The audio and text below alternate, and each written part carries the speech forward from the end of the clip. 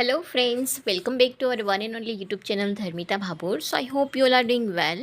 And in this lecture we are going to talk about our 11th standard na English no chapter number 2 નું read 1. Okay, એની અંદર read 1, read 2 and read 3 આપેલા છે. એમાં અલગ અલગ chapter wise એ લોકોએ વસ્તુ બતાવેલી છે. તો ફર્સ્ટની અંદર છે ઓટોફેબ ટેકનોલોજીસ કરીને. ઓકે, એ ટેકનોલોજી શું હોય છે, શેના વિશે, એ આખી અંદર વાત કરેલી છે. યસ, સો આઈ હોપ કે આપણે without wasting time let's start with our this chapter for the standard 11th. Okay,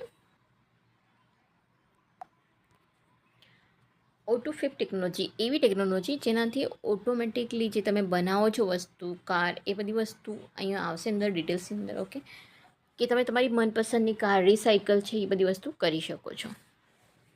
yes, imagine you your self in a car showroom. Okay, તમે ક્યાં છો, એક ઇમેજિન કરો કે તમે એક કાર શોરૂમમાં છો.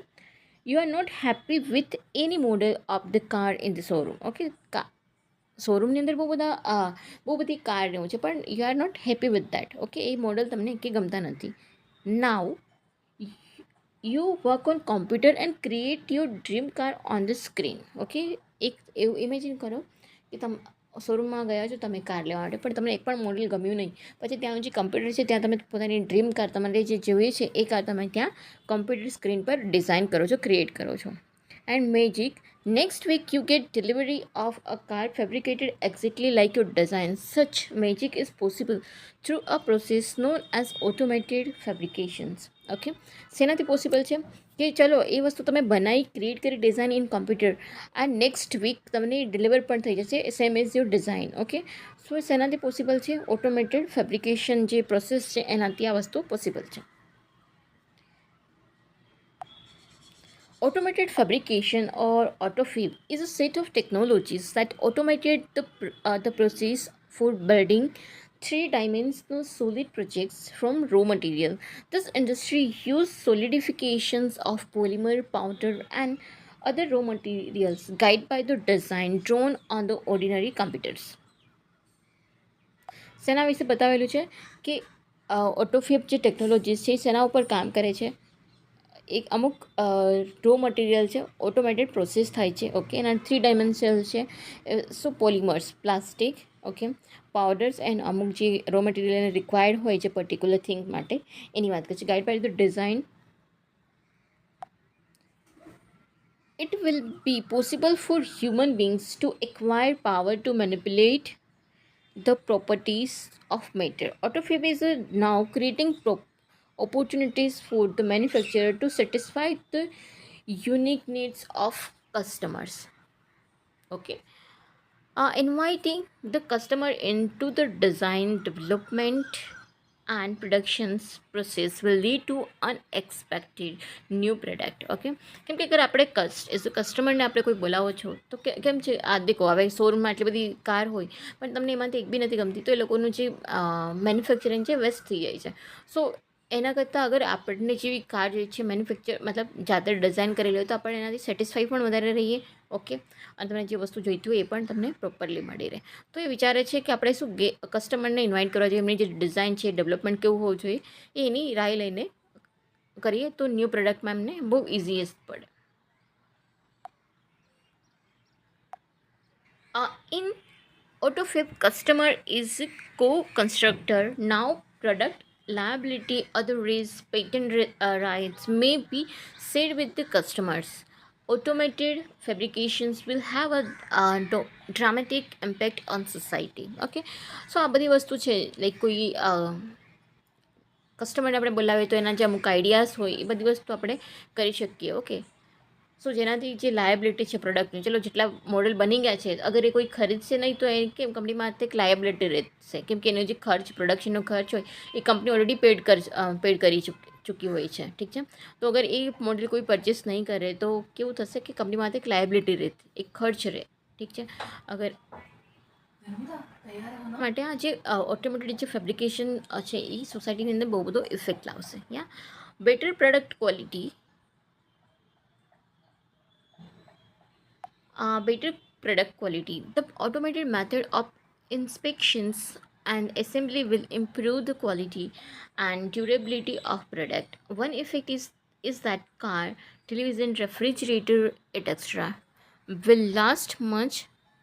ઓકે, સો એમાં શું થશે, આપણે કોઈ પણ વસ્તુ પોતાના માટે બનાવતા હોય છે તો એની જે ક્વોલિટી હોય, પ્રોડક્ટ ક્વોલિટી હોય છે, એના જે સ્ટ્રક્ચર છે, એની ડિઝાઇન છે, એ આપણે પ્રોપરલી એના માટે યુઝ કરીએ તાકી કેવું લોંગ ટર્મ સુધી એ ટકી રહે એટલા માટે. તો એ જે એન્વાયરમેન્ટને જે અમુક વેસ્ટ નીકળે છે, આપણે જે કાઢી નાખીએ છીએ જૂની વસ્તુ, તો એને એન્વાયરમેન્ટને પણ નુકસાન નહીં થાય. આપણે અગર બેસ્ટ ક્વોલિટીની વસ્તુ બનાવશું તો એ લોંગ ટર્મ ટકી રહે એટલા માટે.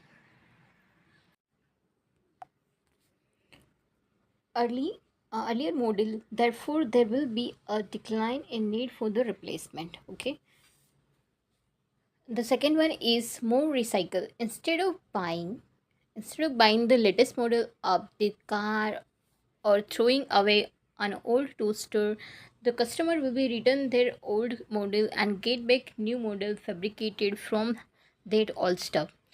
There will be recycling of material in new way.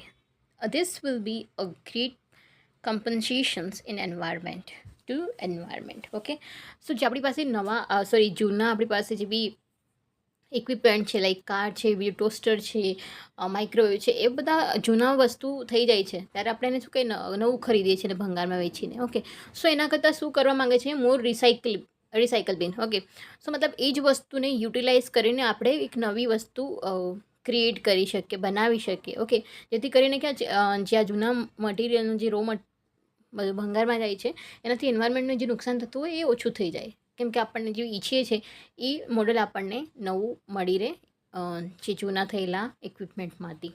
Yes. And the third one is the return of the village craft worker. Okay, અગર પ્રોડક્શન જ એ રીતના થશે એ લોકોનું તો કેવું જે વર્કર્સ છે એ લોકોને કામ નહીં મળે અને પછી એ લોકો ગેટ બેક ટુ એ લોકોના વિલેજ પાછા આવી જાય છે અને જેમનો ધંધો છે એ જે રીતે ગામડાની અંદર પોતાનો જે બી વ્યવસાય છે એ ચાલુ કરે તો એ વધારે બેનિફિશિયલ રહે એ લોકો માટે. If mass production loses its economic advantages, huge centralized factories would disappear. Okay, they will be replaced by smaller and community-based facilities.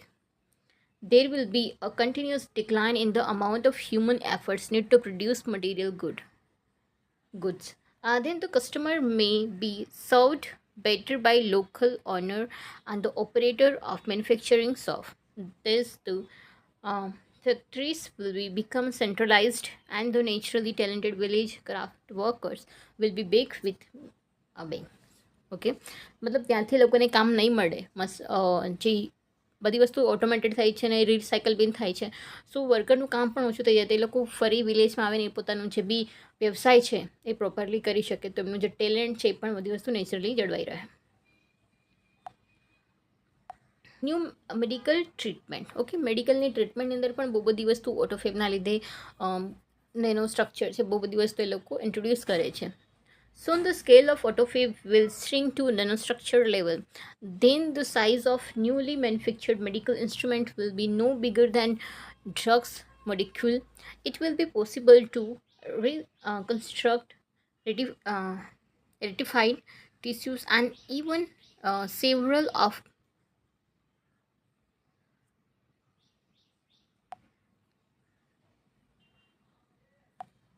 even reversal of matured tissues decay will be done. The extension of human lifespan will be continue. Okay, જે બહુ બધી વસ્તુ મેડિસિનની હતી જે વધારે